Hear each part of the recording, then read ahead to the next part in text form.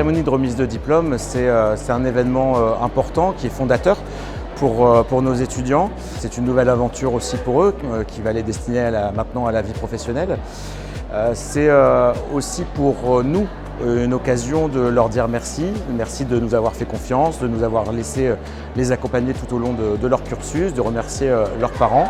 Et puis c'est surtout aussi leur dire en fait que l'aventure n'est pas terminée et que les écoles restent ouvertes et que ce sont des espaces dans lesquels ces étudiants vont pouvoir venir aussi parfois se ressourcer, recruter et pourquoi pas parfois transmettre aussi aux futures générations. Alors bien entendu, ces étudiants sont au début de leur parcours professionnel et l'importance d'un réseau, je l'ai dit tout à l'heure, est vitale. On l'a vu au travers de quelques chiffres.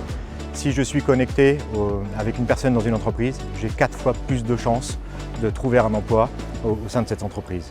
Et enfin, on l'a vu, cette génération est en quête de ce réseau-là. Et aujourd'hui, il est constitué, fait d'alumni, de personnes qui me sont proches, des amis, des collaborateurs. Et c'est en effet un moyen pour eux de trouver un emploi. Chaque moment qu'on passe avec les étudiants dans le cadre de leurs projets, dans le cadre des challenges qu'on leur propose, dans le cadre des voyages d'études, ce sont toute une série de moments où on passe de bons moments justement avec eux. Je retiens beaucoup de choses de mon parcours à l'ISEFAC. Si je pouvais finalement définir, on va dire, 3 mots importants de cette expérience, ce serait du coup l'expérience effectivement, la découverte et puis les rencontres. Si j'avais un conseil à porter aux étudiants, le premier c'est en effet d'entretenir votre réseau professionnel. Le deuxième c'est de continuellement apprendre de nouvelles compétences. Et le troisième c'est de ne pas hésiter à solliciter votre réseau.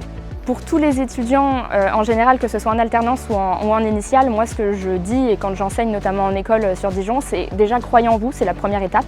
Et ensuite c'est finalement la seule barrière, le seul moment où vous allez être bloqué, en fait c'est vous-même le porteur de projet. Donc croyez en vous, avancez et surtout n'écoutez pas les autres. Moi c'est ce que j'ai fait et je pense que finalement j'ai eu raison.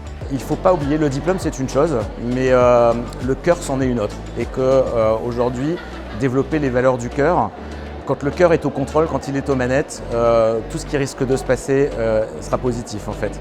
Et surtout, voilà, soyez bons, soyez bienveillants, soyez gentils au sens noble du terme et vous verrez que les choses se passeront bien pour vous.